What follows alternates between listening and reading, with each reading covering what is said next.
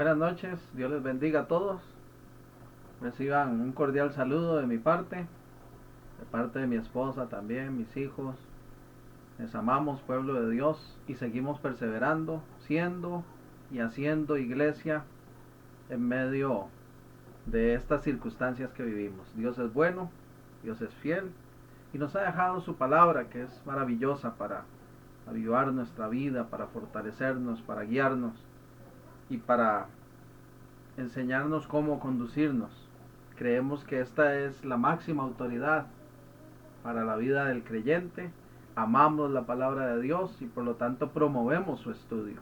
Cada noche de martes estamos dedicando un espacio para inquirir en la palabra, para profundizar en el mensaje de Dios y lo que tiene para nosotros. Y le invito a que me acompañe a continuar estudiando la carta a los Efesios. Hoy estaremos desarrollando la segunda parte del capítulo 4, la sección que va de los versos 17 al 32 y que la Reina Valera titula La nueva vida en Cristo. La nueva versión internacional lo titula como Vivan como hijos de luz. Y ese verso 17 con el cual vamos a iniciar dice lo siguiente, repito, Efesios 4, 17 al 32 vamos a estar desarrollando hoy. Y el verso 17 dice, esto pues digo y requiero en el Señor, que ya no andéis como los otros gentiles que andan en la vanidad de su mente. Que ya no andéis, dice, como los otros gentiles que andan en la vanidad de su mente. Este versículo 17 utiliza la palabra andar, que ya no andéis. Y esta es sinónimo de vivir. Por eso es que la nueva versión internacional lo traduce como les insisto en el Señor que no vivan más con pensamientos frívolos y demás. Entonces, en alguna manera, este texto, esta porción final del capítulo 4, lo que nos habla es de la realidad de nuestra vida, la realidad de la vida que tenemos los hijos de Dios. Y de hecho vamos a observar cómo este capítulo nos hace reflexionar, meditar sobre esa realidad de la vida en sus tres tiempos conocidos. Yo titulé en nuestro estudio de hoy el pasado, presente y futuro de los hijos de Dios. Pasado, presente y futuro de los hijos de Dios. Y vamos a observar por qué. Bien, primeramente, en los versos 17 al 19, me parece a mí que podemos identificar con claridad cuál es el pasado de los hijos de Dios. Cuál es el pasado de nosotros quienes ahora estamos en Cristo. Dice el verso 17, esto pues digo y requiero en el Señor, que ya no andéis como los otros gentiles que andan en la vanidad de su mente, teniendo el entendimiento entenebrecidos, ajenos de la vida de Dios por la ignorancia que en ellos hay, por la dureza de su corazón, los cuales, después que perdieron toda sensibilidad, se entregaron a la lascivia para cometer con avidez toda clase de impureza. Nos habla entonces de que el pasado de los hijos de Dios era un pasado en el cual había una vanidad en nuestra mente. Dice el apóstol, ruega que ya no andemos, ¿verdad? Utilizando ese pasado, ya no andemos como vivimos en el pasado, porque en el pasado vivíamos con una vanidad de la mente, es decir, con pensamientos vacíos, sin sentido. Nuestra mente pensaba muchas cosas, pero eran cosas sin sentido, cosas vacías. Ahora nosotros, ¿verdad? Tenemos otro tipo de mente, como vamos a observar cuando hablemos de nuestro presente. Pero en ese pasado del pueblo de Dios, en ese pasado de nosotros, las personas que ahora estamos en Cristo, había, si se me permite la expresión, discúlpeme, había una mente estúpida, había una mente vacía, había una mente realmente que no agradaba al Señor y cuyos pensamientos no tenían sentido alguno. Eso es lo que está enfatizando aquí el apóstol Pablo. Además dice que el entendimiento estaba entenebrecido. Literalmente nuestra mente sin Dios es una mente que está en tinieblas, es una mente que está en oscuridad. Y la característica de la oscuridad precisamente es que no permite ver, ¿verdad? No hay claridad de visión. La gente sin Cristo, ¿cómo piensa? Creen estar en lo correcto muchas veces, pero en realidad no tienen claridad ni de la vida, ni de los propósitos, de los planes de Dios, porque su mente está en oscuridad. Por eso cuando uno se sorprende a veces de cómo piensa la gente que está sin Cristo, de cómo piensa el mundo, uno a veces se sorprende, se impacta, pero no es de sorprendernos. Es que la realidad es que sin el Señor la mente está en oscuridad totalmente. Por eso es que la palabra habla de que ha llegado el tiempo en que somos alumbrados, ¿verdad? Por nuestro Señor. Además dice, teniendo el entendimiento entenebrecido, dice ese verso 18, ajenos de la vida de Dios. ¡Qué tremendo! Eso lo que significa es vivir alejados de Dios. Ese era nuestro pasado. Nuestra vida no tenía cercanía con Dios. Había una separación producto del pecado, una barrera que nos alejaba de Dios. Y lamentablemente muchos siguen viviendo en esa condición. Su vida es una vida de lejanía de Dios. No hay cercanía con Dios, no hay comunión con Dios. Pero ese distanciamiento, esa lejanía, dice que tiene una realidad, va de la mano de una ignorancia, dice. Leo el verso 18. Ajenos, teniendo el entendimiento entenebrecido, ajenos de la vida de Dios, por la ignorancia que en ellos hay, por la ignorancia que en ellos hay, por la dureza de su corazón. En alguna manera, nuestro pasado sin Cristo, estábamos lejos de Dios, porque queríamos, esa es la verdad. Éramos ignorantes, pero casi que voluntariamente. Éramos ignorantes de los planes de Dios, de los propósitos de Dios, pero porque queríamos. ¿Debido a qué? A que nuestro corazón estaba endurecido.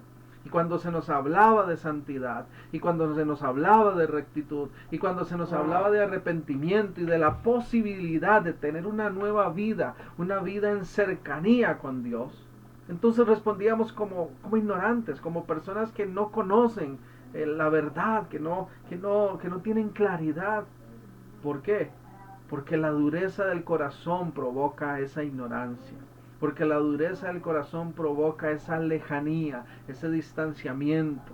Bendito sea nuestro Dios, que en su misericordia, esos corazones duros como de piedra, Él los suaviza, Él los hace suaves como de carne. Y eso ha ocurrido con nosotros.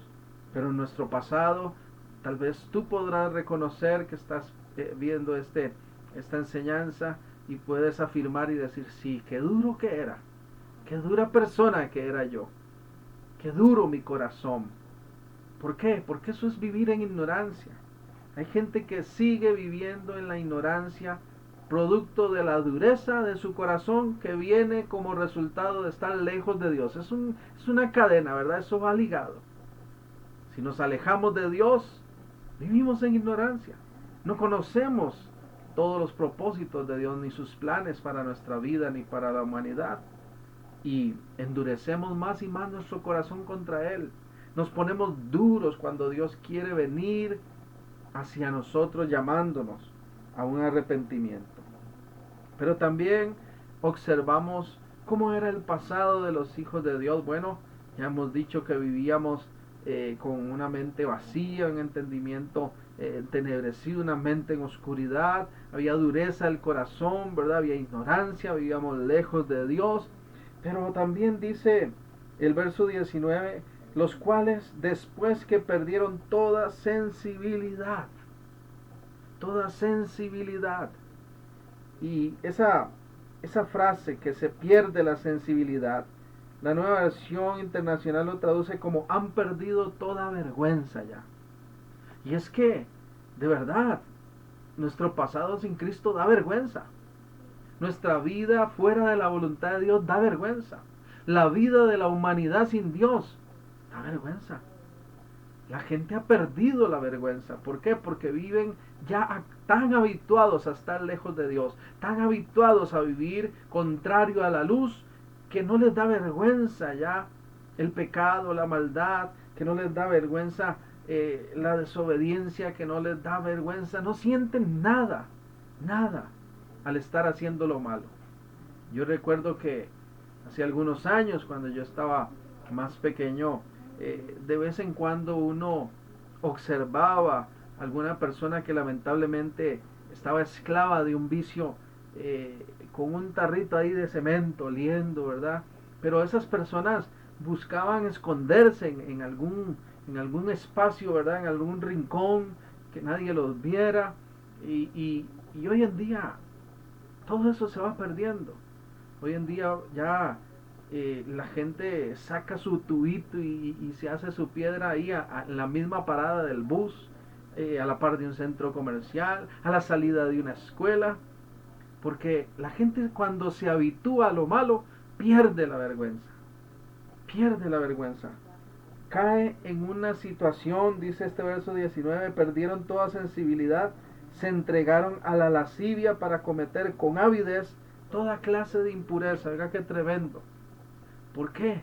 Porque se vuelve la persona ya inmoral. Se caen en prácticas totalmente impuras. Nosotros, nuestro pasado sin Dios, era un pasado inmoral, era un pasado de impureza, era un pasado posiblemente de insensibilidad y de falta de vergüenza. Ahora, cuando nosotros fallamos, cuando pecamos, inmediatamente nos sentimos mal. Y nos da pena, y nos da vergüenza, y no queremos que la gente sepa que nosotros incurrimos en alguna falta ante Dios. A nadie le gusta que conozcan sus trapos sucios, ¿verdad? Pero cuando ya la gente se habitúa a lo malo, cae en la lascivia, cae en la inmoralidad, cae, dice, en una impureza, de toda clase de impureza participa. Si nosotros contáramos, hiciéramos un análisis de qué cosas impuras practicamos antes de Cristo, de verdad nos daría vergüenza, nos daría pena decirlo. Bendito sea el Señor porque eso quedó atrás, aleluya. Pero esa era nuestra vida pasada. Esa es la realidad en la que vivíamos.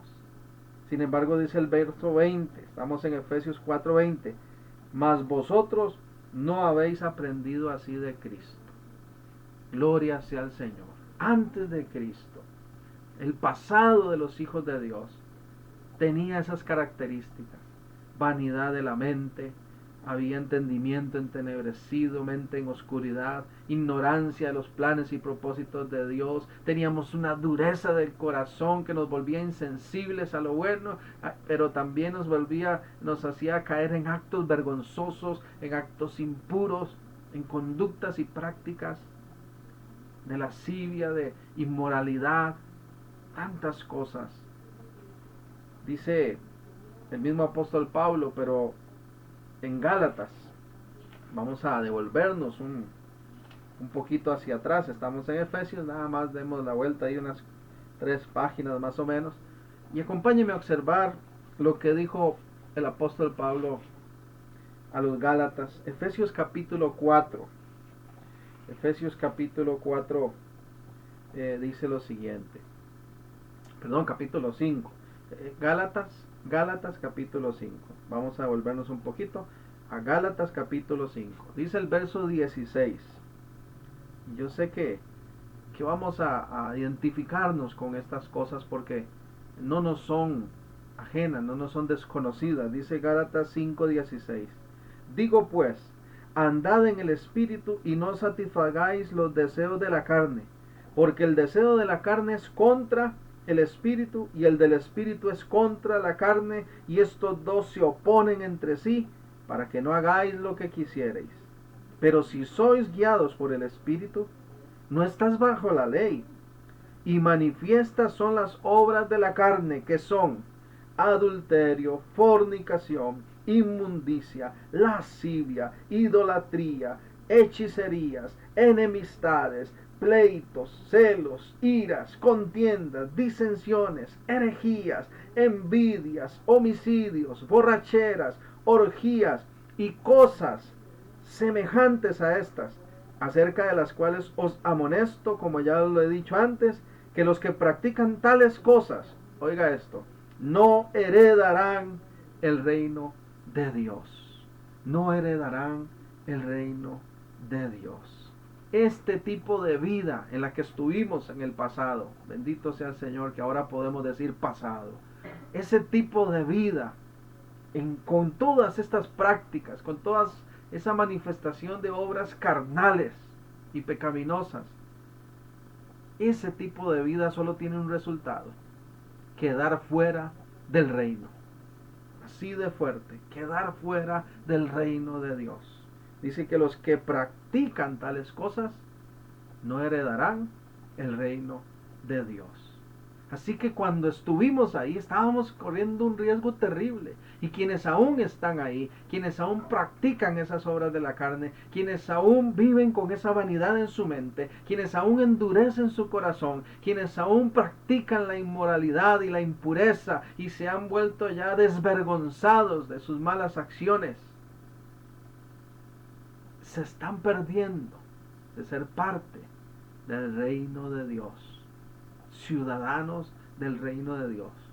Eso es lo que está en juego, nada más y nada menos. Por eso es que el enemigo quiere insistir en atrapar, en envolver, en cadenas, en oprimir a las personas para que no salgan de ese estilo de vida.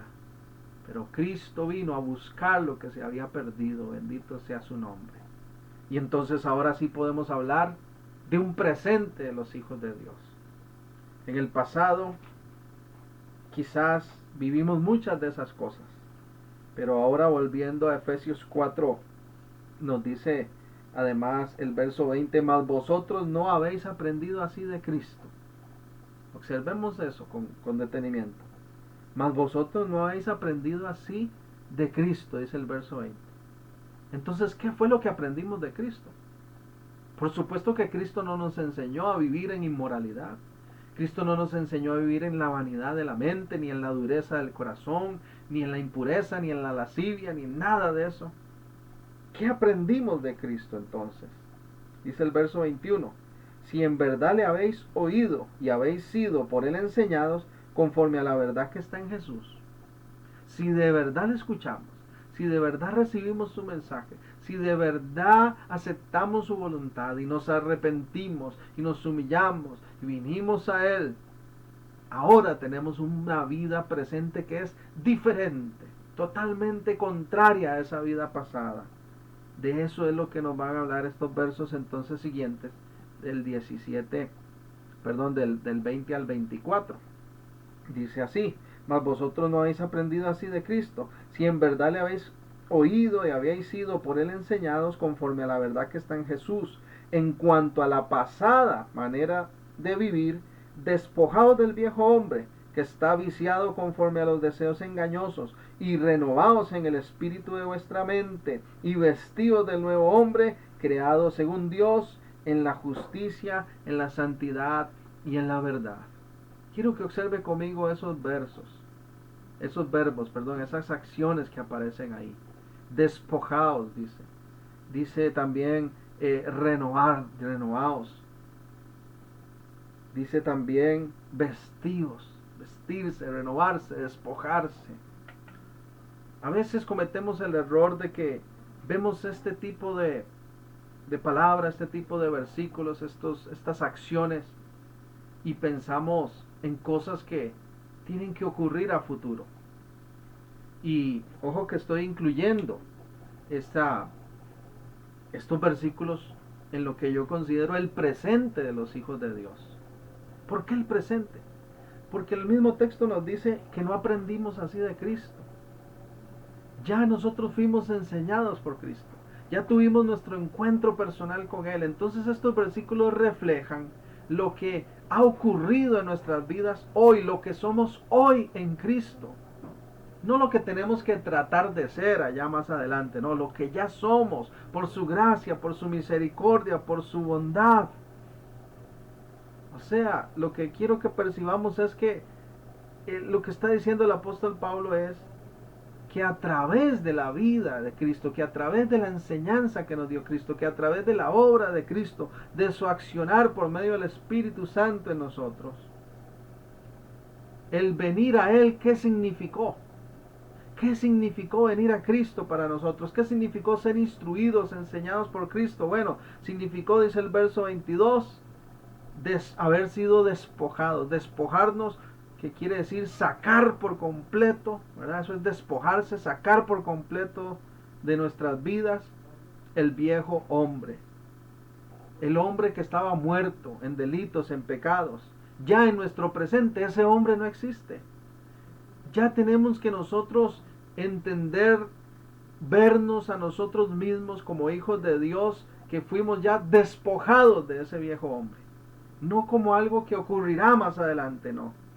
Ya fuimos despojados de ese viejo hombre que estaba muerto, que estaba envuelto en pecados, que estaba destruido realmente. El apóstol Pablo ya lo había aclarado, explicado también en Gálatas. Gálatas capítulo 2.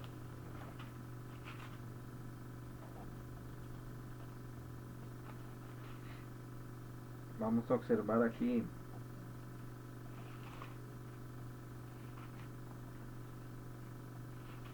No, perdón, disculpen, no es Gálatas. Ahí mismo en Efesios, pero en el capítulo 2. Devolvámonos un poquito a Efesios capítulo 2. Y veamos lo que ya nos había dicho el apóstol Pablo. Gálatas 2:1. Salvos por gracia. Y Él os dio vida a vosotros. Y Él os dio vida a vosotros. Cuando estabais muertos en vuestros delitos y pecados. Cuando estábamos muertos, cuando vivíamos esa vida pasada que ya mencionamos antes, ¿qué ocurrió? Que Él nos dio vida. Entonces, ¿cómo estamos hoy? Ya estamos con esa nueva vida. Nueva vida hemos recibido. Dice, estábamos muertos en delitos y pecados y Él nos dio vida. Dice Efesios 2:2, en los cuales anduviste en otro tiempo, siguiendo la corriente de este mundo, conforme al príncipe de la potestad del aire, el espíritu que ahora opera en los hijos de desobediencia. El espíritu que ahora opera en los hijos de desobediencia, entre los cuales también todos nosotros vivimos en otro tiempo, en el pasado. Ya en el presente no vivimos así. Vivimos en otro tiempo, en los deseos de nuestra carne, haciendo la voluntad de la carne y de los pensamientos, y éramos por naturaleza hijos de ira, lo mismo que los demás. Pero Dios, dice el verso 4, que es rico en misericordia, por su gran amor con que nos amó, aún estando nosotros muertos en ese entonces, ¿verdad?, en pecados, nos dio vida juntamente con Cristo. Por gracia sois salvos. Esa es nuestra realidad presente. Por su gran misericordia, por su gran amor, nos dio vida juntamente con Cristo. Ahora tenemos una vida nueva totalmente, que es una vida de la mano con Cristo.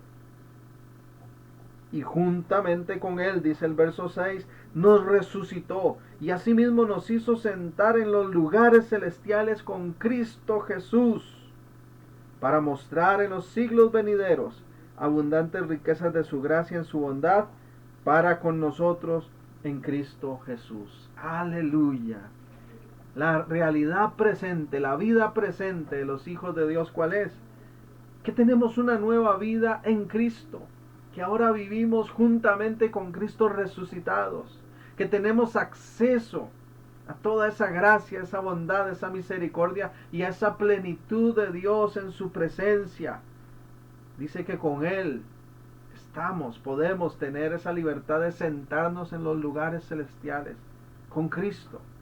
Él ganó esa posición. Él ganó esa nueva condición de vida para nosotros. Él pagó para que tuviésemos una nueva vida. ¿Cuál es nuestro presente? Que ahora tenemos una nueva vida en Cristo. Que ya hemos sido despojados del viejo hombre, que es lo que nos está diciendo aquí en el capítulo 4. Que ya salió de nosotros, que ya fue sacado por completo de nosotros. Eso fue lo que nos enseñó Cristo, a despojarnos del viejo hombre, porque ni tú ni yo podíamos solo despojarnos de él. Entonces, cuando pensemos en esos verbos, no pensemos como algo que va a ocurrir allá, como algo que tal vez no hemos llegado, no, es algo real, real, presente, efectivo. Cristo Jesús nos enseñó y nos posibilitó a despojarnos de ese viejo hombre, ese viejo germen que estaba viciado de pecados, de conductas. Ya no existe, ya no existe. Bendito sea el nombre del Señor. Por eso es que su palabra nos dice, ¿verdad? Que, que en 2 de Corintios 5, 17, ¿verdad? De modo que si alguno está en Cristo, nueva criatura es, nueva creación es. Las cosas viejas pasaron, todas son hechas nuevas. Volvamos ahí a Efesios 4, entonces el 22 nos dice, ¿qué fue lo que nos enseñó Cristo? Nos enseñó a despojarnos del viejo hombre, nos entregó una nueva vida, ese es nuestro presente hoy. ¿Qué más nos enseñó Cristo? Verso 23, a renovarnos en el espíritu de nuestra mente, a renovarnos en el espíritu de nuestra mente. ¿Por qué? Porque vimos que en la vida pasada, ¿cómo era la mente nuestra? Entenebrecida, era una mente en tinieblas, era una mente vana que no tenía sentido lo que pensaba, que no podía comprender los planes y propósitos de Dios. Esa mente ya no es igual, esa mente ya no existe. El presente nuestro de hoy es que tenemos, y así lo dice el apóstol Pablo, la mente de Cristo. La nueva mente que Cristo nos dio es la que tenemos ahora. Ya renovamos nuestra mente. ¿Cómo ocurrió esto? ¿Cuándo ocurrió esto? El mismo apóstol Pablo, inspirado por el Espíritu, lo describe muy bien en Romanos capítulo 12. Acompáñame a leer Romanos 12 en el versículo 2. Romanos 12, verso 2. Usando un término moderno, ya nosotros hemos formateado, ¿verdad?, el disco duro, como con las computadoras, cuando ocupan formatear el disco, ¿verdad?, y empezar de cero. Nuestra mente ya le fue quitada toda la basura, toda la suciedad, todo lo contaminante, todo lo que no agradaba a Dios, y nos fue colocado un nuevo pensamiento, una nueva visión, una nueva manera de ver la vida, de vivir la vida y de ver a Dios y a los demás. ¿Cuándo? ¿Cómo ocurrió eso? Dice Romanos 12:2. No os conforméis a este siglo, sino transformaos por medio de la renovación de vuestro entendimiento, para que comprobéis cuál sea la buena voluntad de Dios, agradable y perfecta. Digo pues por la gracia que me es dada a cada cual entre vosotros, que no tenga más alto concepto de sí que el que debe tener, sino que piense de sí con cordura, conforme a la medida de fe que Dios repartió a cada uno, conforme a la medida de fe que Dios le repartió a cada uno, dice este texto. ¿Por qué? Porque Dios puso en nosotros la capacidad, a través de una renovación en nuestra mente, de poder comprender lo que antes no entendíamos. Por eso habla ahí de transformación, de renovación, de comprender la voluntad de Dios. ¿Cómo viene a darse esa renovación en nosotros? A partir de nuestro encuentro con Cristo y con su palabra. Nuestra mente es renovada porque la palabra de Dios, el mensaje de Dios, que es expresado de forma especial en su propio Hijo, el Verbo encarnado, más todo lo que está escrito aquí, nos da un nuevo entendimiento, nos da un nuevo panorama. Por eso es que también el apóstol Juan escribió en el capítulo 8 del Evangelio de Juan: conoceréis la verdad y esta verdad os hará libres. Y dice que si conocemos esa verdad seremos verdaderamente libres. Nuestra mente ya no es viciada, nuestra mente ya no es oscura, nuestra mente ya no es entenebrecida ni pecaminosa, nuestra mente ahora es libre por la gracia de Cristo, ha sido renovado nuestro pensamiento, ahora podemos ver las cosas diferentes, ahora podemos entender muchas cosas que Dios está haciendo con nosotros y con el mundo.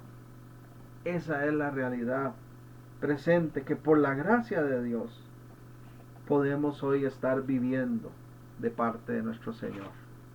Entonces, regresando aquí a Efesios 4, dice que además Cristo Jesús de hacer en nosotros esa renovación total de nuestra vida, esa renovación total de nuestra mente, además de enseñarnos y darnos la victoria sobre el viejo hombre, de cómo despojarnos de esa vida pasada y de cómo tener un reinicio de nuestra mente, ya pensando, viendo diferente. Dice el verso 24, y vestidos del nuevo hombre creado según Dios en la justicia y en la santidad.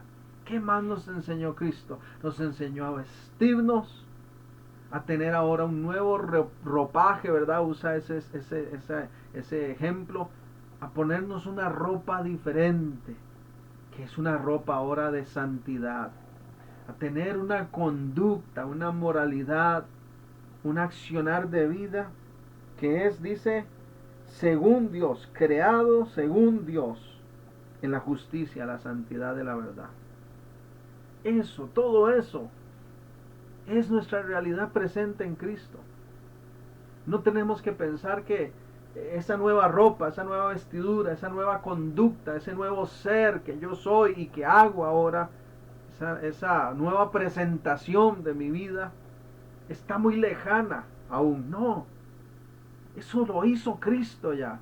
Eso lo hizo ya su Espíritu en nosotros.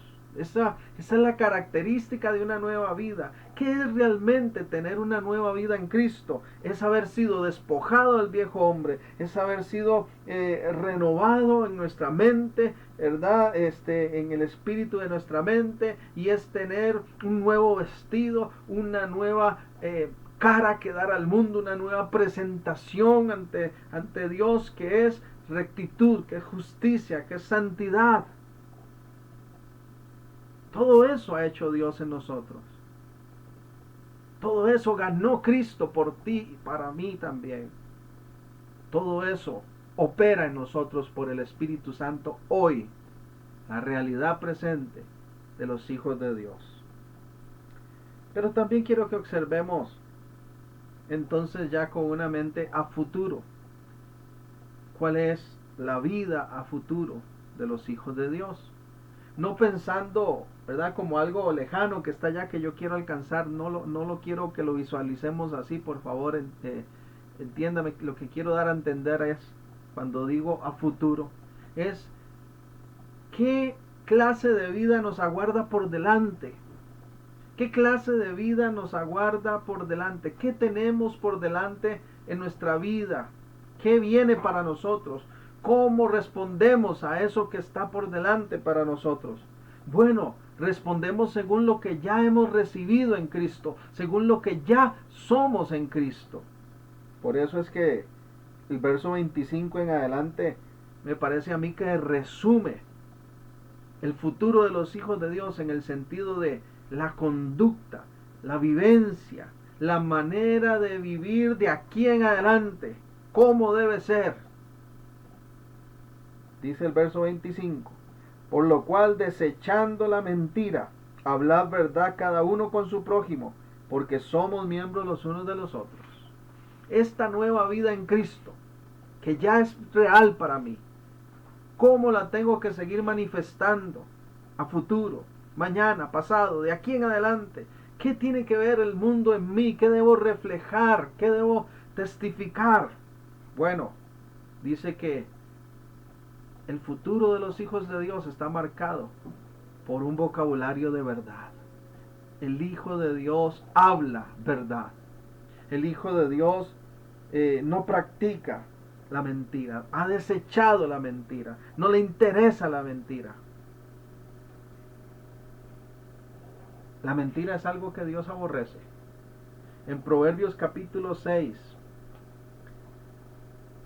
el proverbista resume algunas cosas de las que Dios aborrece. Proverbios capítulo 6, voy a leer el verso, vamos a ver, aquí anoté 16 y 17. Proverbios 6, voy a leer el verso 16 y 17 para los que anotan. 6 cosas aborrece Jehová, y aún 7 abomina su alma. ¿Cuáles cosas? Los ojos altivos, la lengua mentirosa, las manos derramadoras de sangre inocente, el corazón que maquina pensamientos inicuos, los pies presurosos para correr al mal, dice el 19, el testigo falso que habla mentiras, y el que siembra discordia entre sus hermanos. Qué interesante que en este grupo de cosas que el Señor dice aborrece, abomina. La palabra abominar, aborrecer, en el sentido original del idioma es muy fuerte. Prácticamente lo que significa es las cosas que hacen vomitar a Dios. Es un término muy fuerte. Algo que Dios detesta tanto, que lo hace, ¿verdad?, como vomitar, que no lo tolera. Y dentro de esa lista 2 veces habla de mentira. En el verso 17 dice la lengua mentirosa, y en el 19 vuelve a decir el testigo falso que habla mentiras. No por casualidad.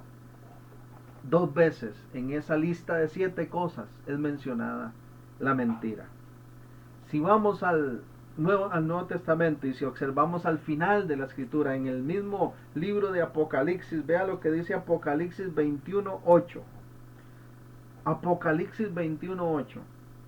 Pero los cobardes e incrédulos, los abominables y homicidas, los fornicarios y hechiceros, los idólatras y todos los mentirosos tendrán su parte en el lago que arde con fuego y azufre, que es la muerte segunda. Todos los mentirosos. Qué tremendo. Al igual que, como dijimos, que el resultado de quedarse con esa vida pasada que era no heredar el reino.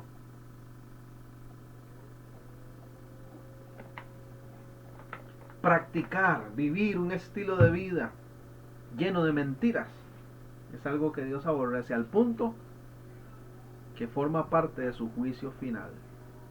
Tremendo es esto. Volviendo a Efesios 4, el futuro nuestro, ¿qué hay para nosotros de aquí en adelante? Bueno, vivimos la vida conforme a lo que agrada al Señor, hablando verdad, no nada de mentira. Pero además dice el verso 26, Efesios 4:26, airaos pero no pequéis, no se ponga el sol sobre vuestro enojo. Las personas, las nuevas personas creadas según Dios por la gracia de Cristo, los nacidos de nuevo, los hijos de Dios que ya se despojaron de su vida pasada, no son iracundos. No son iracundos. Ese no tiene ya sentido para nosotros, ese estilo de vida. No forma parte de nuestra realidad de hoy ni de lo que está por delante para nosotros, según la voluntad de Dios. Dice aquí, airaos pero no pequéis. ¿Cómo vivimos esa vida a futuro nosotros los hijos de Dios? Vivimos entonces sin ira pecaminosa. Hay una ira pecaminosa, claro que sí.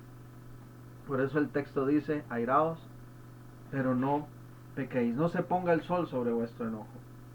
Algunos eruditos, intérpretes han querido referirse a esa frase de no se ponga el sol sobre su enojo, dando algunas posiciones. Entre ellas algunos dicen, bueno, cuando dice ahí que no se ponga el sol sobre nuestro enojo, significa que no llegue la noche y nos acostemos enojados. Tiene mucho sentido, porque el enojo no podemos guardarlo, la ira, porque si lo retenemos por más del tiempo, el que saca ventaja es el maligno y termina llevándonos a la amargura y a la destrucción. Otros han dicho, cuando dice ahí no se ponga el sol sobre vuestro enojo, es que cuando hay mucho sol la gente se pone roja la piel. Es evidente, entonces dice que no demos nosotros lugar a ese tipo de enojo, de ira, que todo el mundo lo note, ¿verdad? No, el pueblo de Dios no tiene que andar haciendo escándalos, no tiene que andar pegando 4 gritos y todo el mundo tiene que darse cuenta de que está enojado y generando conflictos y problemas. También tiene mucho sentido esa interpretación. Este texto, además, dicen los eruditos, hace referencia a uno de los salmos, el Salmo 4:4. Y vamos a verlo un momentito porque sí, tiene mucha similitud. Para ustedes que gustan anotar, el Salmo 4:4. Y dice lo siguiente. Reina Valera 60. Temblad y no pequéis. Meditad en vuestro corazón estando en vuestra cama y callad. Temblad y no pequéis. Meditad en vuestro corazón estando en vuestra cama y callad. Las nuevas traducciones. Recuerde que la Reina Valera 60 está basada en lo que se conoce como el Textus Receptus. Bueno, ese es un tema, ¿verdad? Quizás un poco técnico, pero lo que significa es que más o menos a partir de 10 manuscritos con los que se contaban en ese momento, un hombre llamado Erasmo de Rotterdam hizo la traducción de la Biblia con esos manuscritos que tenía. En ese momento tenía más o menos unos 10 manuscritos encontrados. Hoy, en el presente, han sido encontrados, ¿verdad?, más de 24,000 manuscritos solamente del Nuevo Testamento. Entonces tenemos nuevas versiones que no es que vienen a contradecir, no, sino que vienen aún a corroborar, porque eso es lo lindo de la palabra de Dios, que de una distancia de años enorme a otra encuentran un manuscrito y se da cuenta que no se contradice. Bendito sea el Señor por eso. Pero las nuevas versiones traducen este verso: si se enojan, no pequen. Si se enojan, no pequen. ¿Verdad? Mediten en su corazón estando en su cama y callan. Si se enojan, no pequen. ¿Por qué? Porque se cree que ese temblor al que se refiere ahí no era temblor de miedo, sino ese temblor de ira que hace la gente, ¿verdad?, sacudirse con enojo. ¿Cómo vivir la vida, la nueva vida de aquí en adelante entonces? ¿Cuál tiene que ser nuestro futuro como hijos de Dios? Bueno, un futuro donde no haya lugar para la ira pecaminosa. Además, volviendo a Efesios 4, dice el versículo 27, ni deis lugar al diablo. ¿Por qué? Porque cuando nosotros expresamos ese tipo de ira, ¿quién sale ganando? Satanás. ¿Quién es el que se aprovecha? Satanás. Encuentra una puerta abierta, ¿verdad? Y como decía una persona, si Satanás ve la puerta abierta, entra con todo y perro. Él aprovecha cualquier oportunidad. Y si nosotros damos lugar a esa ira pecaminosa, créame que Satanás va a aprovecharlo y va a traer destrucción, y va a traer división, y va a traer separación y resentimiento y amargura al corazón. Por eso es que no hay que darle lugar al diablo con el enojo, con la ira pecaminosa. Además, nos agrega este texto, cómo se vive esa vida a futuro, ¿verdad? De aquí en adelante, ya que hemos sido librados de ese viejo hombre, ya que hemos nacido de nuevo, ya que tenemos una nueva vida en Cristo. Entonces, bueno, desechamos la mentira, ya no hablamos con mentira, tampoco damos lugar a esa ira pecaminosa. Además, dice el verso 28 lo siguiente: el que hurtaba no hurte más, sino trabaje, haciendo con sus manos lo que es bueno, para que tenga que compartir con él que padece necesidad. Oiga, qué interesante. ¿Cómo vive un nacido de nuevo? Vive con honestidad y vive con generosidad. Vive con rectitud y vive con misericordia. No anda robando, ni tampoco vive codicioso de poseer todo y egoístamente, no. Dice, se gana con sus manos. Hay un esfuerzo por alcanzar las cosas que se necesitan, pero cuando las tiene, comparte con otros también. Ese es el tipo de creyente, ese es el tipo de hijo de Dios que la iglesia tiene que mostrarle al mundo de aquí en adelante. Hoy estamos 20, mañana 21, si Dios lo permite. Así tiene que verse el pueblo de Dios, un pueblo honesto, un pueblo justo, que no anda robando, que no anda haciendo chanchullos, ni chorizos, ni fraudes, como querían llamarle, y que además, cuando es bendecido, cuando recibe fruto de su esfuerzo, es generoso. Habla de no robar. En 1 Corintios 6:10, la escritura nos da una lista muy interesante, ¿verdad? Muy fuerte de igual de lo que no agrada a Dios. 1 Corintios 6:10 dice: ni los ladrones, ni los avaros, ni los borrachos, ni los maledicientes, ni los estafadores heredarán el reino de Dios. Otra vez, este tipo de vida, ese estilo de vida no tiene que ver con los que viven en el reino. Si ya eres ciudadano del reino, si ya perteneces al reino de Dios, entonces, ¿cómo se vive? Sin robar, sin hurtar, y se vive con generosidad, sin ser egoísta ni codicioso. Para los que anotan, permítanme darle otro texto más que tiene que ver con eso, y es Colosenses 3.5. Colosenses 3.5 dice que la avaricia es idolatría para Dios. Oiga, qué fuerte. La avaricia es algo tan ofensivo para Dios, porque la avaricia es caer en idolatría. Cuando una persona se vuelve avara, codiciosa de las cosas, ¿qué está haciendo? Está quitando a Dios y poniendo esa cosa o esa persona o esa circunstancia en primer lugar. Entonces eso que tanto anhela se vuelve su Dios. No tiene paz hasta alcanzarlo, lo anhela, lo busca, y si tiene que hacer hasta un fraude por llegar ahí, lo hace. Le pasa por encima a Dios. Se vuelve idolatría.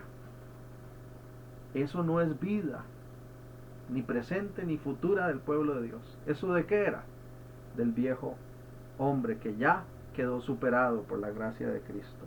Además, agrega Efesios 4, el verso 29 y 30 dice: ninguna palabra corrompida salga de nuestra boca, sino la que sea buena para la necesaria edificación, a fin de dar gracia a los oyentes.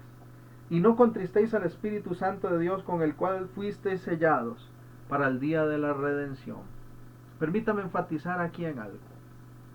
Esta expresión de contristar al Espíritu Santo es muy usada y asociada a diferentes tipos de pecados. Entonces se dice, es que el Espíritu Santo se entristece si me ve a mí mintiendo, se entristece si me ve a mí desobedeciendo, se entristece si me ve a mí robando.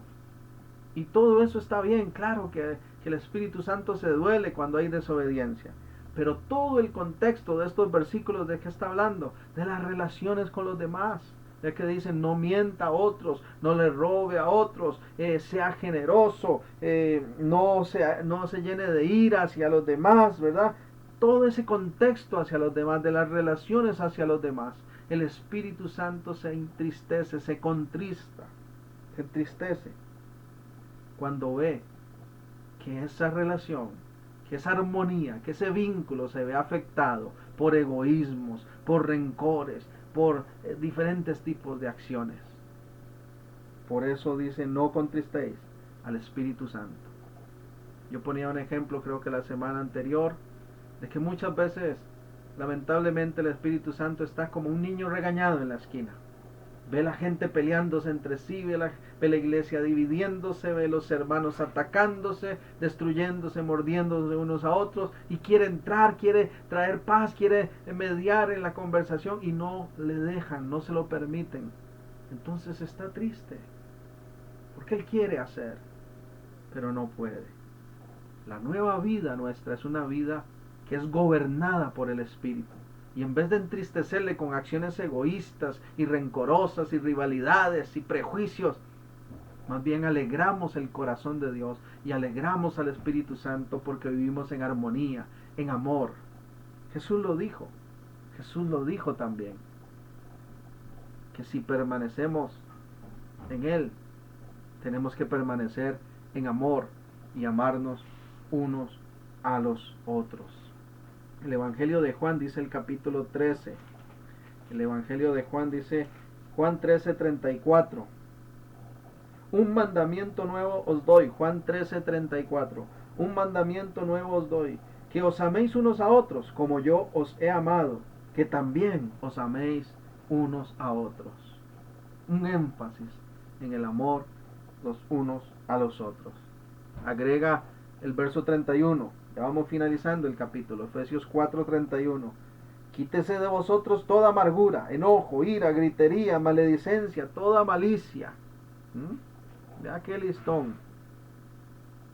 O sea, abandonemos por completo esas acciones que dañan al prójimo. Son puras acciones que dañan al prójimo, puras acciones que van en contra del amor. ¿Cómo se vive esta nueva vida en Cristo? Se vive en amor los unos a los otros. Por eso entonces no hay espacio para la amargura, para el enojo, para la ira, para la gritería, para la maledicencia, la malicia. ¿Qué testimonio estamos dando? ¿De nueva vida en Cristo? ¿O nos parecemos a todas estas acciones que son de la vida pasada y pecaminosa? Y dice el 32, antes, o sea, en contraste a todo esto, cómo se vive esa nueva vida, cómo tenemos que seguir caminando de aquí en adelante, qué hay para el futuro nuestro como hijos de Dios. Sed benignos unos con otros, misericordiosos, perdonaos unos a otros, como también os perdonó a vosotros en Cristo, como también Dios los perdonó a vosotros en Cristo. Entonces vea qué tremendo todo lo que dice. Practiquemos siempre la bondad. ¿Cuál es el futuro de los hijos de Dios? Es un futuro en donde se practica la bondad.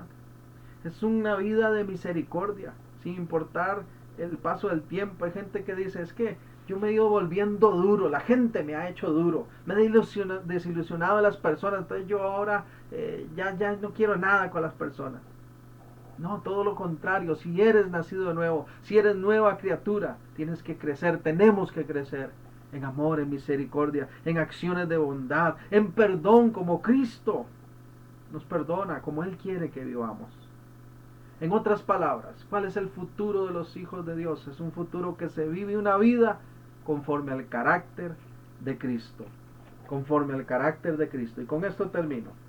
Primera de Juan. No el Evangelio de Juan, sino Primera de Juan, al final de la escritura. Primera de Juan 2:6. Escuche lo que dice Primera de Juan 2:6. El que dice que permanece en Él debe andar como Él anduvo. Andar como Él anduvo es vivir como Él vivió. Nuestra vida pasada ya no tiene lugar. Nuestro presente es claro. Hemos sido hechos nuevas criaturas.